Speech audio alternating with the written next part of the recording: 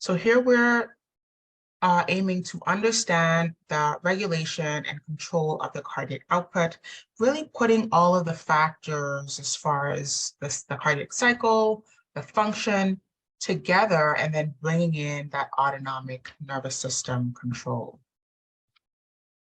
Okay, now if we think about cardiac output, it is the amount of blood that leaves each ventricle per minute. So this is a rate, right? It's the volume with the unit of time. The formula for cardiac output would be our stroke volume, the volume ejected, multiplied by our heart rate. This is why it's so important to think about how fast the heart is beating, because that certainly affects how much it can fill and therefore how much can be ejected. The average cardiac output is about 5 liters per minute at rest, which is pretty fascinating considering our average total blood volume is 5.5 liters. So what this means is that in every minute, even while you're resting, your heart can move or basically mobilize all of your blood volume. All of your total blood volume can move through all 4 chambers of your heart in a single minute, right? So your heart is extremely important in terms of maintaining that output and flow. Some of the factors that affect cardiac output is what we will discuss and describe today. We're going to break them down one by one. So cardiac output is the product of heart rate and stroke volume. So in order to think about the factors that affect cardiac output, we're going to isolate heart rate and look at the factors that influence heart rate independently. And then we're going to isolate stroke volume and look at the factors that influence stroke volume as well.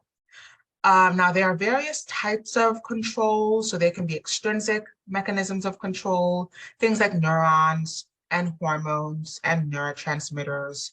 And then there can be intrinsic ways to regulate the heart, the output. And that is mainly autoregulation. And we'll talk about exactly what this means, but the Starling law of the heart is one example of this. The fact that the heart can regulate itself independent of any external input. So if we look at the nervous system, the central nervous system, specifically the autonomic division of how we regulate the heart, that is going to have input coming from parasympathetic via vagus nerve. So the vagus nerve, which is origin in our brainstem, it's one of the cranial nerves.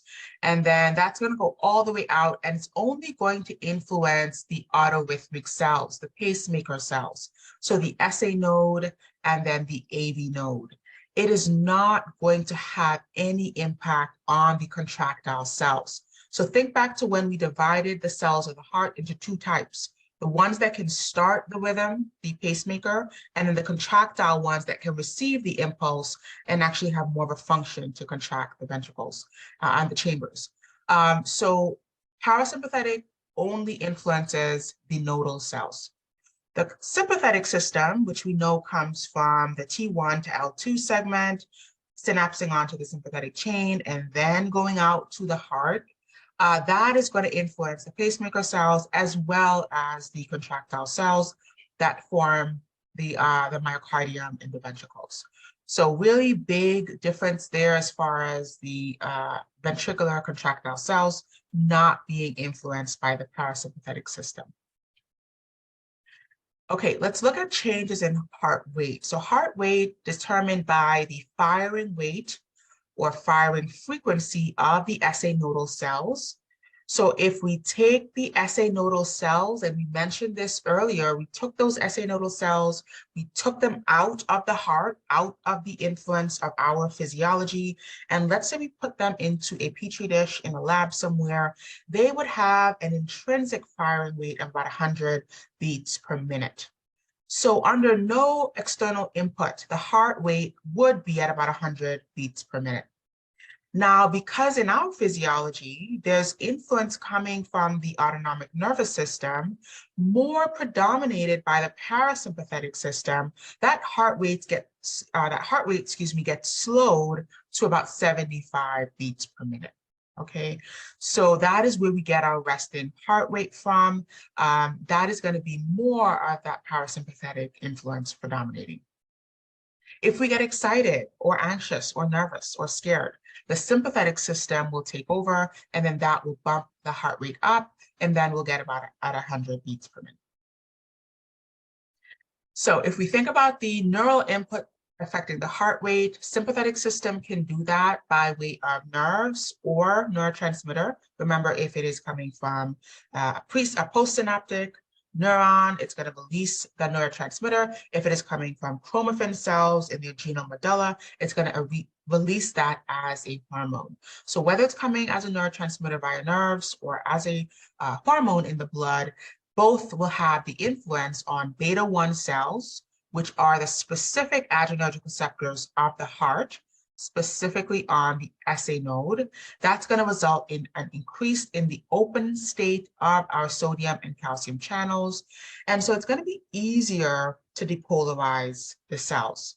It's going to be easier to spontaneously depolarize. And think back to when we said the mechanism by which autorhythmic cells depolarize was just by spontaneously opening up these channels. They didn't have any input external, right? So they just spontaneously opened up sodium and calcium channels, and then that resulted in depolarization. So if we have an increased state of those channels being open, the heart rate will certainly increase. All right, just to remind ourselves of the mechanism here. So think back to beta-1 receptors. These were coupled to G-stimulatory proteins. So when we have a hormone or a neurotransmitter, norepinephrine or epinephrine, binding to our beta-1 receptor, that results in our second messenger, cyclic AMP release, and the specific response to cardiac cells is to increase the opening up of funny channels. Remember, we said that funny channels allow the movement of sodium and potassium, but more sodium inward. Therefore, funny channels result in depolarization. The other option is that they result in the opening of T-type calcium channels. So if we look at the mechanism or the ionic movement of our pacemaker cells, these are the two ions that result in depolarization of our pacemaker cells. Opening up of the funny channels first, followed by the opening up of our T-type calcium channels. And this stands for the transient calcium channels that open up initially.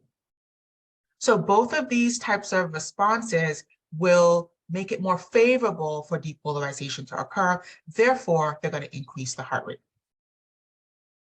Let's look at the opposite effect on the pacemaker cells. This is the parasympathetic influence by way of vagus nerve onto the SA nodal or pacemaker cells. Now, because this is the parasympathetic system, as we have discussed previously, this is going to synapse onto a different receptor altogether. This is going to be acetylcholine, so different neurotransmitter binding to a muscarinic cholinergic receptor, different type of receptor altogether. That is going to result in the opening up of potassium channels, closing of calcium channels, and now it's going to be harder to depolarize. It's not going to be favorable. It's going to be more difficult to spontaneously depolarize. And in fact, it's going to result in a hyperpolarization of our pacemaker cells, which again, just makes it more difficult. And so that will decrease the heart rate. Okay, let's illustrate what that looks like here. So here's our muscarinic cholinergic receptor, or sorry, here's our muscarinic cholinergic receptor. Here's acetylcholine binding to that receptor. Remember here, acetylcholine being released from our postganglionic neuron and then binding to our muscarinic receptor. And that is going to result in two types of events. One is that it's going to close our T-type calcium channels. So now it's going to be harder for depolarization to occur. Likewise, we're going to open up potassium channels, and that's going to result in more potassium leaving the cell, which is hyperpolarization. And again, that will become, or that will result in making it harder to depolarize the cell, which will slow down the heart rate. So here is a comparative view looking at what our heart rate is at rest. That's the curve in gray. looking at what our heart rate as under parasympathetic influence, that's the curve in purple, and then looking at what our heart rate looks like under the sympathetic influence, which is the curve in green. So if we compare the change in membrane potential and the time, right, that's going to give us the heart rate. And if we look at how many action potentials we can get in the same amount of time, that drastically changes from rest to sympathetic to parasympathetic. So at rest, we can have about 2 action potentials in this time. If we have sympathetic influence, we can get 3 action potentials in there because it's now easier. It's now favorable to depolarize these cells, so the heart rate speeds up. If we have parasympathetic influence, it's now harder to depolarize. So in that same amount of time, we can only get 1 action potential in that span. All right, let's switch gears and look at the hormonal influence. So we've talked about the neural input, parasympathetic versus sympathetic. Let's look at the way epinephrine and then even glucagon can influence the heart rate as well. So epinephrine has the same exact response. So we talked about epinephrine being a neurotransmitter or a hormone, same response regardless of the format of epinephrine being released.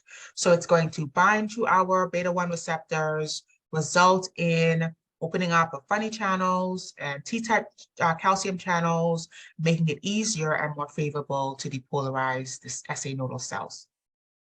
It's also going to increase the velocity of the action potential, right? So it's going to be more frequent, more fast. And then glucagon, on the other hand, can also have an increase in heart rate as well. The integration of heart rate control means that if we have an increase in sympathetic projections to our SA nodal cell, we're going to have an increase in heart rate. If we have an increase in parasympathetic influence, we're going to have a decrease in heart rate. And epinephrine will behave just like the sympathetic system, so that will also increase our heart rate. And so this is where that integration comes into control or comes into play. We have to think about the balance of both of these divisions of the autonomic nervous system. So therefore, if I'm scared, if I'm in fight and flight mode, SA nodal cells will have an increase in their firing rate, or therefore an increase in the heart rate. But if I have a parasympathetic influence predominating, if I'm resting or digesting, that's going to be a decrease in heart rate. And the integration here means that when one goes up, the other by default must go down. Okay, so when I'm resting, my parasympathetic is turned on, but my sympathetic is also likewise turned down.